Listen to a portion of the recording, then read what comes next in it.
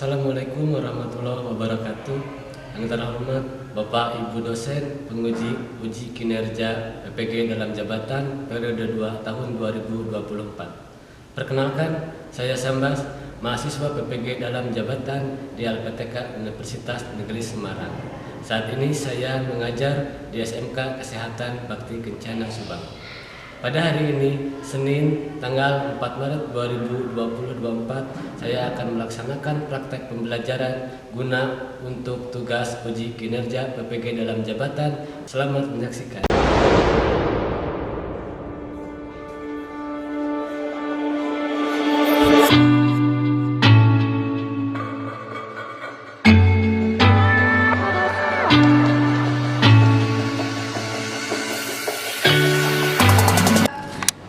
Assalamualaikum warahmatullahi wabarakatuh.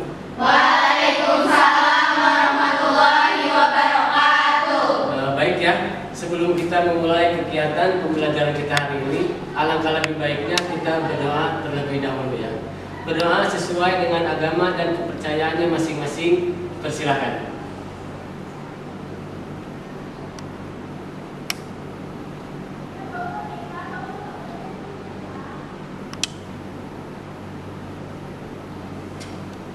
Berdoa selesai.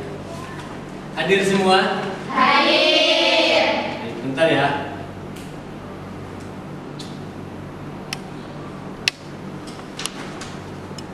Bagaimana kabarnya hari ini? Baik. Siap menerima pembelajaran? Siap. Masih semangat? Semangat. Masih semangat? Semangat. Masih semangat? Semangat. Kita harus senantiasa selalu semangat dalam belajar ya. Oke, baik, Bapak mau tanya dulu. Materi sebelumnya kita belajar tentang apa? Kolesterol. Kolesterol. Coba Bapak mau tanya contoh obat kolesterol apa? Silakan. Simvastatin sama fenofibrat. Ada lagi yang lainnya? Ada simvastatin, ada fenofibrat, ada kolestiramin dan lain sebagainya. Hari ini kita akan belajar tentang obat hipertensi, ya. Di mana kajiannya itu yang pertama memahami pemakaian obat yang berhubungan dengan penyakit pada jantung dan pembuluh darah. Kemudian memberikan informasi pemakaian obat yang berhubungan dengan penyakit jantung dan pembuluh darah. Jadi kita akan belajar tentang obat hipertensi. Ya. Nah, ada indikator pencapaiannya. Itu adalah yang pertama, menentukan pemakaian obat yang berhubungan dengan penyakit hipertensi. Kemudian menganalisis pemakaian obat yang berhubungan dengan penyakit hipertensi. Selanjutnya mengkategorikan pemakaian obat yang berhubungan dengan penyakit hipertensi. Dan yang terakhir, menegaskan penggunaan aturan pemakaian obat yang berhubungan dengan penyakit hipertensi. Tujuan pembelajaran kita hari ini apa? Tujuannya itu adalah yang pertama, peserta didik dapat menentukan pemakaian obat yang berhubungan dengan penyakit hipertensi secara tepat.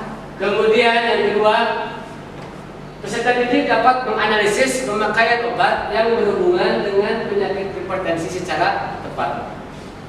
Kemudian yang ketiga, peserta didik dapat mengkategorikan pemakaian obat yang berhubungan dengan penyakit hipertensi secara tepat. Dan yang terakhir, peserta didik dapat menegaskan penggunaan aturan pemakaian obat yang berhubungan dengan penyakit hipertensi secara tepat. Jadi dalam pembelajaran kita hari ini itu ada 4 tujuan pembelajaran yang harus kalian capai. Ya. Baik, sebelum kita masuk ke materi,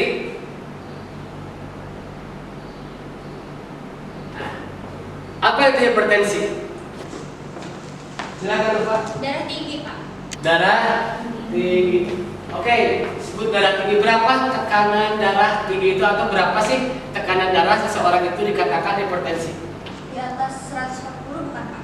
Di atas 140. Bagus. Ada lagi yang lainnya? Di atas 140 untuk sistolnya itu dikatakan atau dikategorikan orang tersebut mengidap penyakit hipertensi. Selanjutnya, coba apa saja obat hipertensi contohnya? Kapropil. Kapropil betul. Terus? Amlodipin. Ya, amlodipin berarti yang paling sering atau emang yang paling sering di lapangan itu adalah kapropil sama amlodipin. Pernahkah kalian melihat di sekeliling kalian ada yang mempunyai penyakit hipertensi? Pernah. Dan biasanya mungkin banyak ya, mau di tetangga atau di keluarga ataupun di lingkungan sekitar di sini banyak yang mempunyai penyakit hipertensi. Coba menurut kalian berbahaya tidak penyakit hipertensi itu? Berbahaya kalau tidak lanjut. Berbahaya kalau tidak diobat. Biasanya karena dapat menyebabkan kematian. Makanya orang menyebutnya biasanya hipertensi itu adalah the silent killer, pembunuh senyap ya, karena jarang ada tanda dan gejala yang signifikan pada penyakit hipertensi. Baik ya, coba kalian tonton dulu terkait tentang masalah pada hipertensi ya.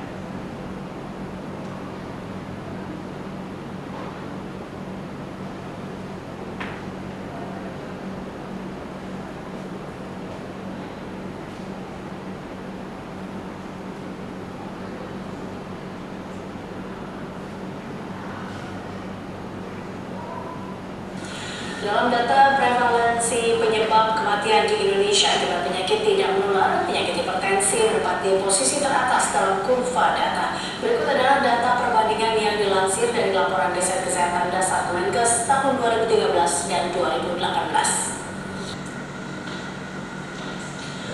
Dalam data terlihat penyakit hipertensi yang menyebabkan kematian cukup meningkat sejak tahun 2013. Tingkat kematian juga naik pada pasien yang menderita penyakit diabetes mellitus, stroke, dan gagal ginjal.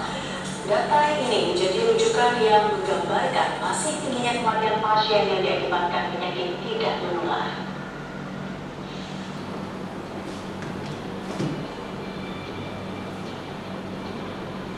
Berarti berdasarkan video tersebut, hipertensi itu adalah penyakit tidak menular nomor 1 yang mematikan. Itu berarti di sini menandakan bahwa hipertensi itu adalah suatu masalah yang serius ya. Baik, kita lanjut. Sekarang kita akan belajar di mana kalian itu nanti akan Bapak kasih suatu masalah studi kasus ya. Pastinya terkait tentang hipertensi. Kemudian nanti kalian silakan pecahkan kasus tersebut atau masalah tersebut secara berkelompok ya. Bapak minta sekarang silakan kalian membagi kelompoknya dulu masing-masing. Sudah ya? Terbagi sesuai dengan kelompoknya masing-masing ya. Bapak berikan dulu LKPD-nya ya.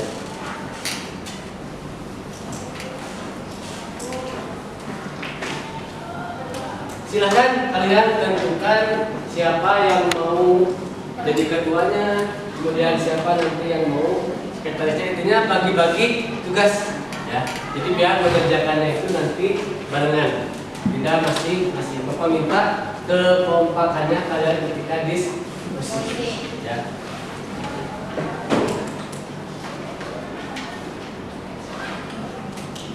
Oh ya, silahkan kalian untuk mencari informasi yang relevan ya.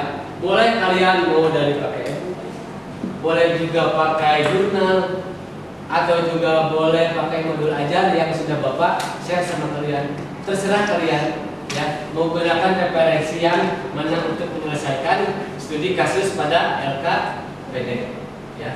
Kalau ada yang tidak paham dengan cara pengisian LKPD, acungkan tangan saja ya. Boleh Bapak minta ya contoh LKPD ini. Nah, coba kalian perhatikan untuk yang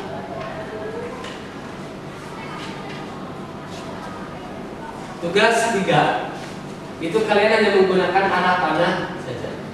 Misal contoh furosemid, golongannya dia apa? Bisa nanti ini contoh ya, golongannya misal CCB berarti arah panahnya ke CCB.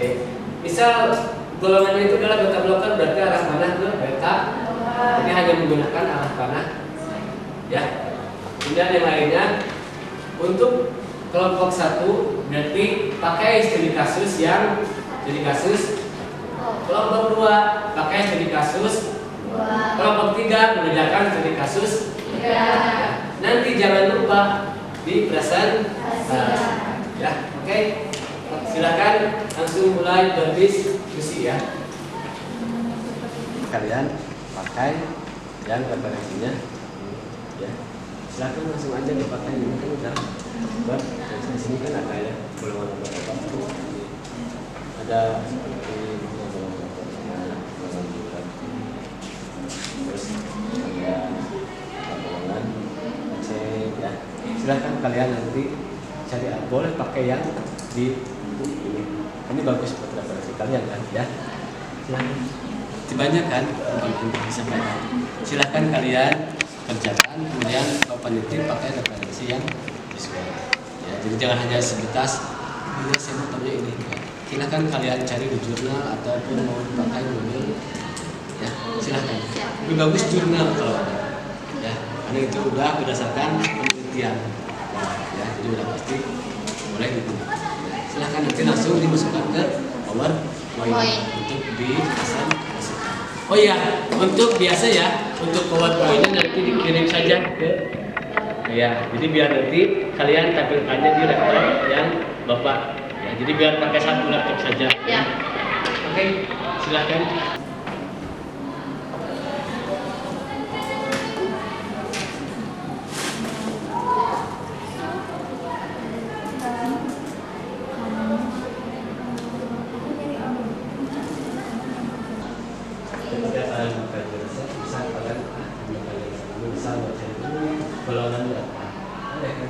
Kemudian kalian itu kan di sini ada obat sama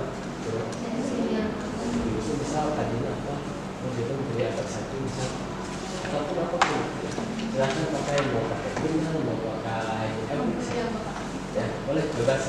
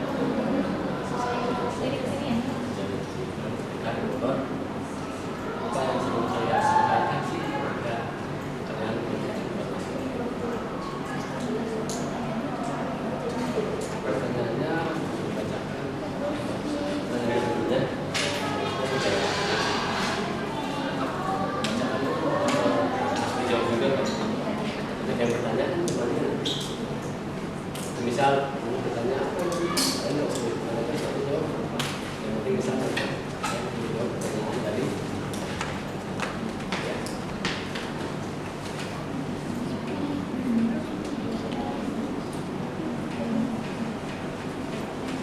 Ini kasus dua ya.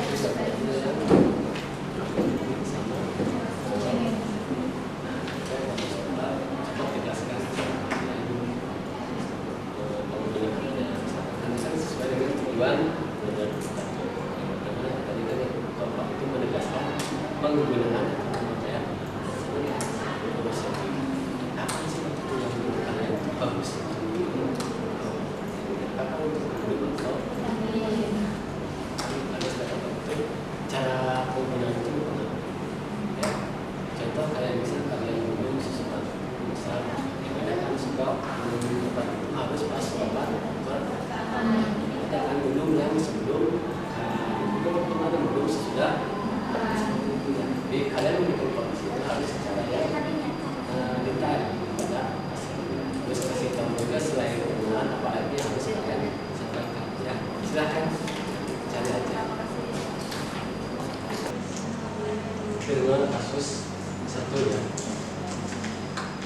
dan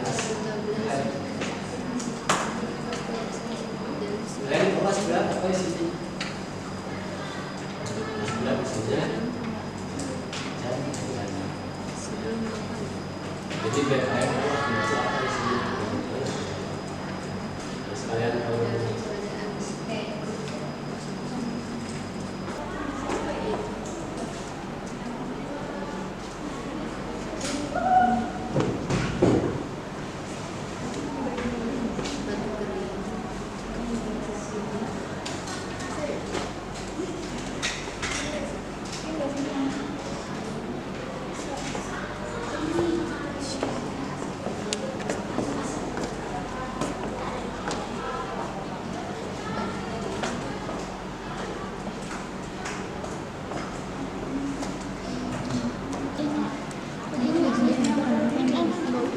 slide PowerPoint-nya kalaupun nggak banyak juga nggak apa-apa ya. Yang penting kalian sudah mengerjakan kasusnya.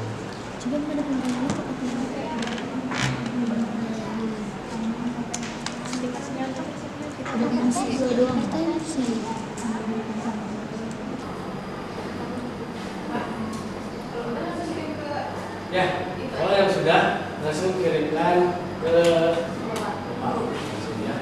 Biar nanti atau kalian baca di laptop satu laptop saja. Ya.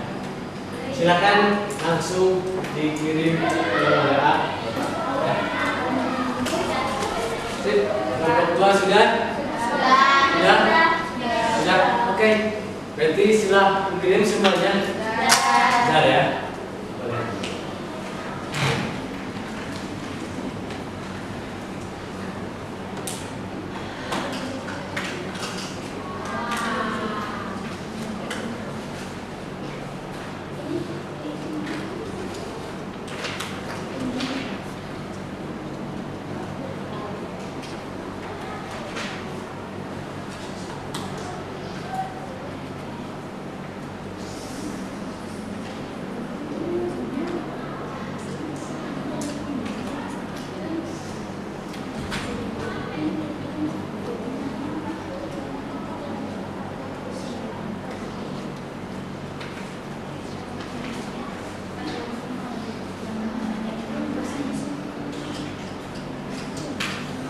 Ya, berarti semua kelompok sudah mengirimkan hasil diskusi.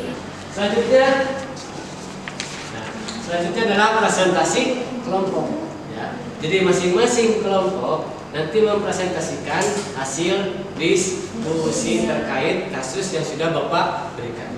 Ya, nanti diskusikan. Di sana ada materi presentasinya, ada tanya jawabnya, dan diskusi.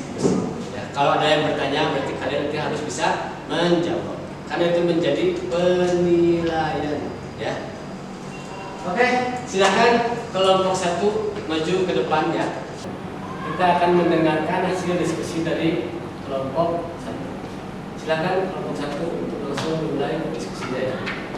Assalamualaikum warahmatullahi wabarakatuh. Waalaikumsalam warahmatullahi wabarakatuh. Kami dari kelompok 1 akan mempresentasikan hasil dari kerja kelompok kami.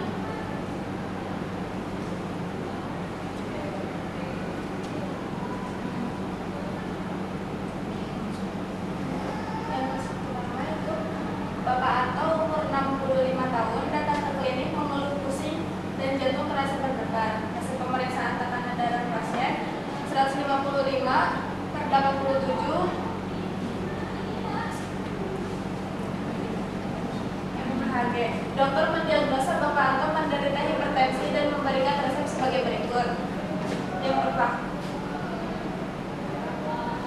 Yang pertama itu ada amlodipin, indikasinya sebagai obat hipertensi, golongan CCB, dosis awal 2,5 sampai 5 mg sekali sehari, dosis maksimumnya 10 mg per hari.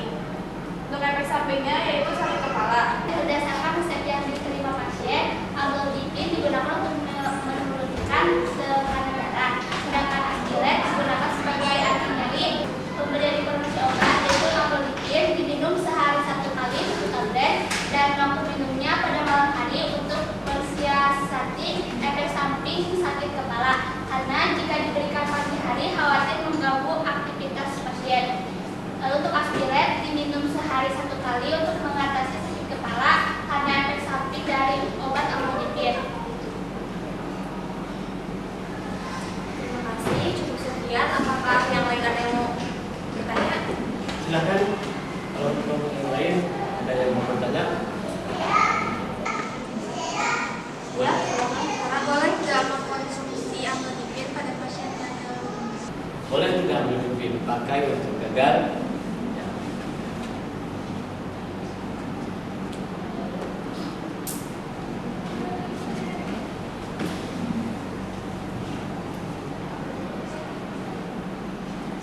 Coba diskusikan dulu ya. Gimana? Udah? Sudah. Silakan saya mau menjawab. Izinkan saya untuk menjawab pertanyaan dari Syara, yaitu amlodipin boleh digunakan pada pasien gagal ginjal. Ada lagi?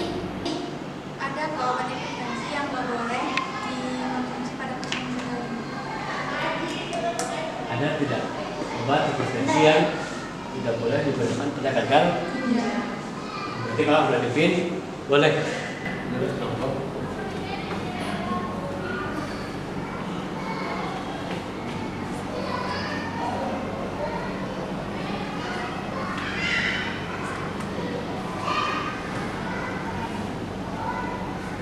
Izinkan saya menjawab lagi pertanyaan dari Syara, yaitu ada golongan ACE inhibitor dan RB seperti captopril. Dah? Gimana? Cukup? Oke. Berarti yang boleh adalah yang tidak boleh itu golongan ACE sama RB. C. Contohnya tadi captopril. Oke, bagus.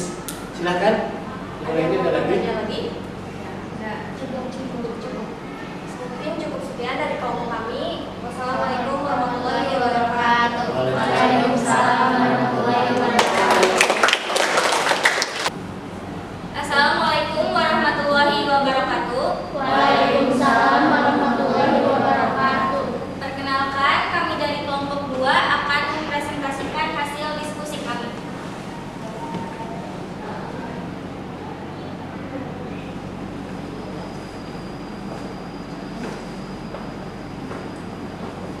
Kita akan mendapatkan studi kasus yaitu ada obat amlodipin merupakan obat hipertensi yang termasuk dalam golongan CCB yang bekerja dengan menghambat masuknya ion kalsium ke dalam otot pembuluh darah dan jantung sehingga vasodilatasi dan menurunkan tekanan darah.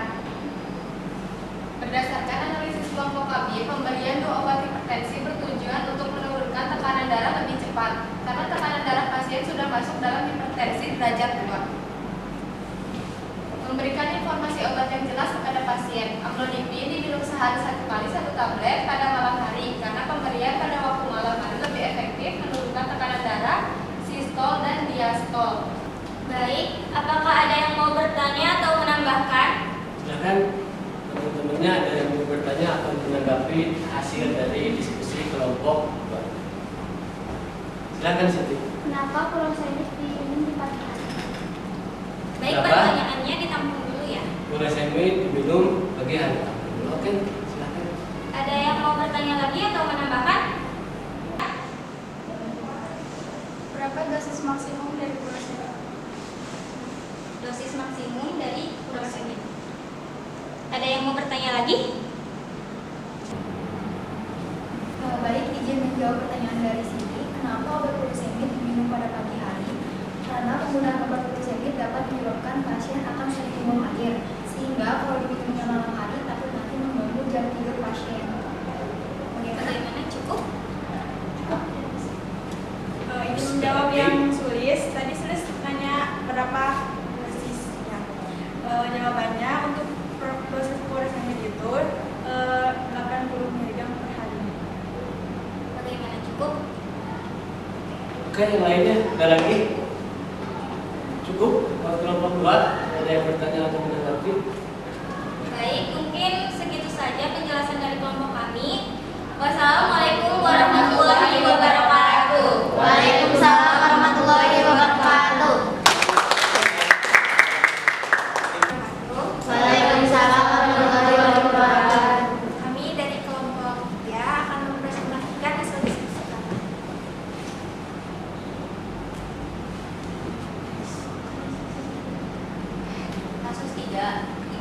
45 tahun datang ke klinik dengan keluhan pusing dan terkadang nyeri dada. Hasil pemeriksaan tekanan darah 163 per 105 mmHg. Diketahui sebelumnya ibu dia sudah mengkonsumsi obat kaptopril 12,5 mg 2 kali sehari namun tidak kunjung membaik. Dokter hendak memberikan resep baru untuk mengatasi penyakitnya sebagai berikut. Berdasarkan hasil studi kelompok, kaptopril dan hidroklotiazid merupakan obat hipertensi namun berbeda golongan dan mekanisme kerja. Kaptopril termasuk golongan AC inhibitor dengan mekanisme kerja menghambat konveksi angiotensin 1 menjadi angiotensin 2 dan menghambat metabolisme bradikinin. Hidroklotiazid merupakan terapi tambahan pada kasus tersebut karena sebelumnya pasien sudah minum kaptopril namun tidak membaik sehingga diberikan terapi tambahan golongan diuretik tiazid. Kaptopril diminum sehari 2 kali 1 tablet dan sebaiknya diminum 1 jam sebelum makan atau dalam keadaan perut kosong.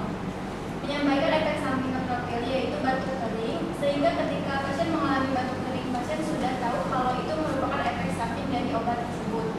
Baik, ada yang ingin bertanya atau menambahkan?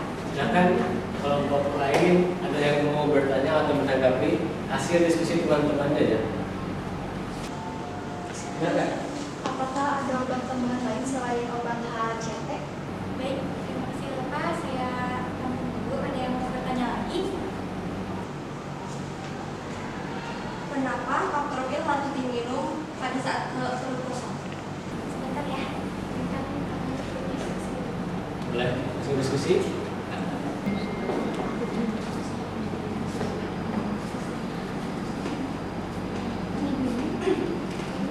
Izin menjawab pertanyaan Delta. Obat tambahan selain HCT bisa menggunakan golongan CCB seperti amlodipin sesuai dengan panduan terapi hipertensi. Cukup Pak. Oke, berarti selain ACT bisa pakai amlodipin. Terus tadi langsung udah ada. Untuk mengoptimalkan kerja kaptopril karena kalau diminum bersama dengan makanan akan menurunkan penyerapan obatnya. Cukup, terima kasih. Berarti untuk mengoptimalkan kerja. Oke, ada lagi? Cukup. Silakan. Yang dari kami. Assalamualaikum warahmatullahi wabarakatuh. Waalaikumsalam warahmatullahi wabarakatuh. Tiga ya. Baik ya, semua kelompok sudah maju, sudah mempresentasikan hasil diskusinya ya.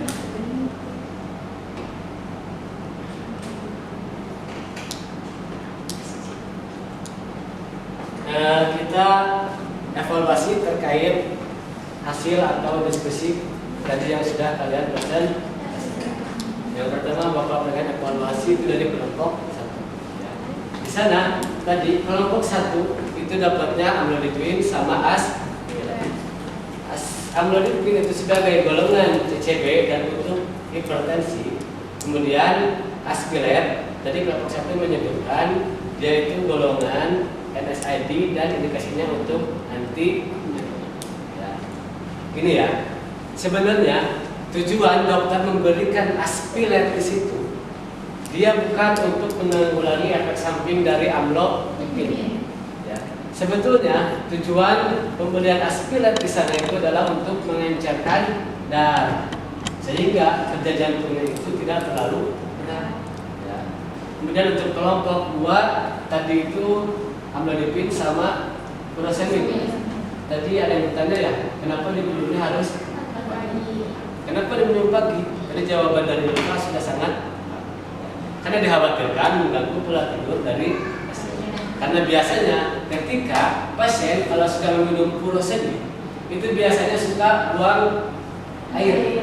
Ya. Kalau malam khawatirnya terus aja ke kamar mandi, jadi ke ganggu biasanya, makanya suka diberikan pagi. Ya. Kemudian amlodipin itu adalah sama ya dengan yang kelompok 1 tadi sudah sangat bagus. Kemudian yang kelompok 3 namanya itu adalah kapropil ya, sama HCT ya.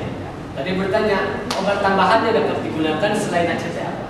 Jawaban dari Alida sangat selain HCT itu adalah boleh menggunakan golongan C atau amlo.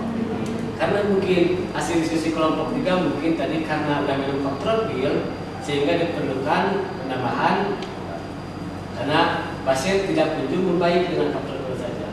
Mungkin dokter ingin memberikan obat tambahan. Obat tambahan yang dapat digunakan dengan tidak panduan terapi itu adalah tiazid, diuretik tiazid ataupun golongan CCB. CCB itu ada amlodipin, ada DP. Ya, itu sangat bagus untuk kelompok. Terus pertanyaan kedua tadi dari sini ya, kenapa harus diminumnya pada saat perut kosong untuk kapropil? Jadi pertanyaan kedua itu Sophie, jawaban Sophie sangat karena biar kerja obat dari kapropil itu optimal. Ya, karena kalau dengan makanan biasanya benar bisa diserap ya si obat itu, jadi penyerapannya itu akan berkurang. Jadi kita tarik kesimpulan ya dari yang kita sudah pelajari. Coba Bapak mau tanya sama kalian, golongan obat hipertensi itu apa saja? Inhibitor, ARB, ada lagi? AC, ARB, TCP sama diuretik. Satu lagi jangan lupa ada beta blocker. Beta blocker itu ada yang selektif, ada yang non selektif. Ingat ya, pada pasien asma yang ada yang bagian khusus yang tidak boleh diberikan beta blocker itu ya. Ada di modul ajar yang sudah Bapak share. Itu ada. Kalian boleh baca-baca ya. Terus Bapak mau tanya lagi, coba tadi ada AC, ada ARB, ada CCB, ada diuretik ya. Dan ada yang beta. Coba contoh obat dari AC apa? Kalau contoh dari ARB? Val. Untuk secara keseluruhan Bapak sangat memberikan ujian untuk semua kelompok karena kalian sudah mengerjakan sangat sesuai. Kemudian ketika ada teman yang bertanya, kalian bisa menjawab dengan sangat bagus.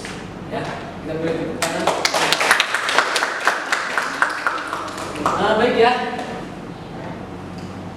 Untuk melihat sejauh mana pembelajaran kita hari ini tercapai, Bapak ingin melakukan evaluasi pembelajaran. Jadi diadakan post test. Bapak pengen lihat sejauh mana kalian sudah memahami materi yang sudah kalian cari, kemudian kalian dapatkan dari temannya ketika presentasi. Silahkan untuk linknya menggunakan tadi yang sudah Bapak kirim di grup ya, itu menggunakan Google Form. Silahkan, boleh langsung dimulai ya. Jangan lupa untuk mengisi nama. Awas jangan pakai nama temennya ya, pakai nama sendiri lagi nanti pakai temennya.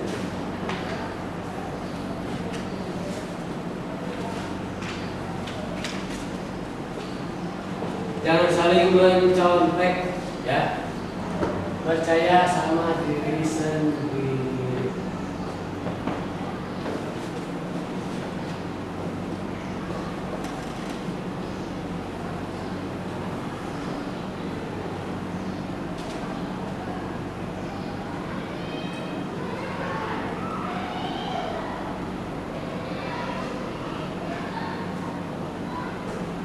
Semuanya sudah menyelesaikan jawaban. Coba ya, kita lihat hasil. Bagus ya. Nilainya ada yang sampai 100 sebanyak 3 orang gitu ya. Ada yang 90, berarti paling rendah ada yang 80.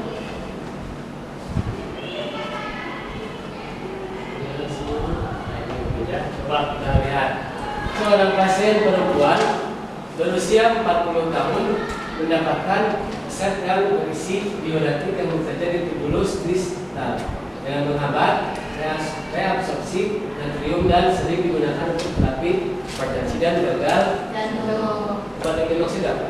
Yang tadi udah kelompok 3. Ini benar. Ini seorang pasien datang ke klinik penurunan jantung ada obat. Hasil pemeriksaan bisa cara minum hipertensi yang dari kelompok 3 juga ya, harus dalam keadaan perut kosong. Jadi 1 jam sebelum atau boleh 2 jam setelah. Yang penting perutnya itu harus berarti untuk nilainya sangat bagus ya, sangat bagus, paling kecil berarti kalian tidak ada yang remeh. Iya. Ya. Selamat. Bagaimana untuk pembelajaran kita hari ini?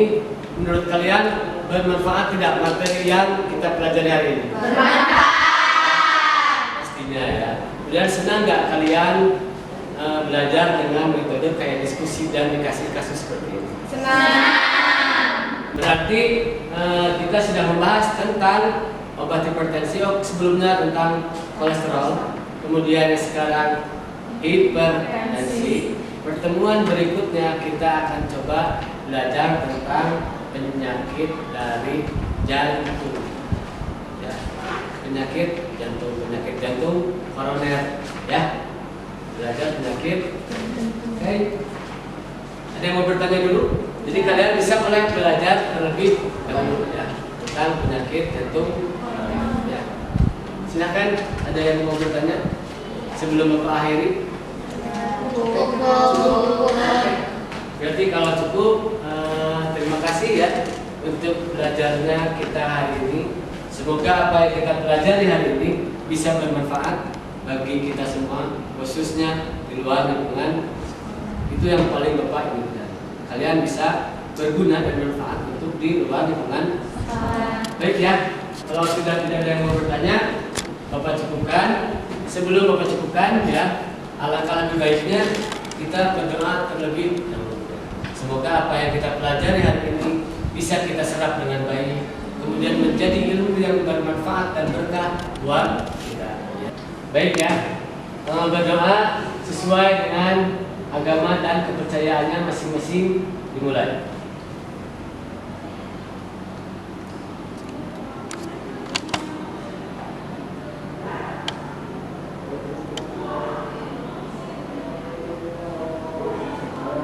Doa selesai. Bapak cukupkan. Sekian, terima kasih. Assalamualaikum warahmatullahi wabarakatuh. Waalaikumsalam.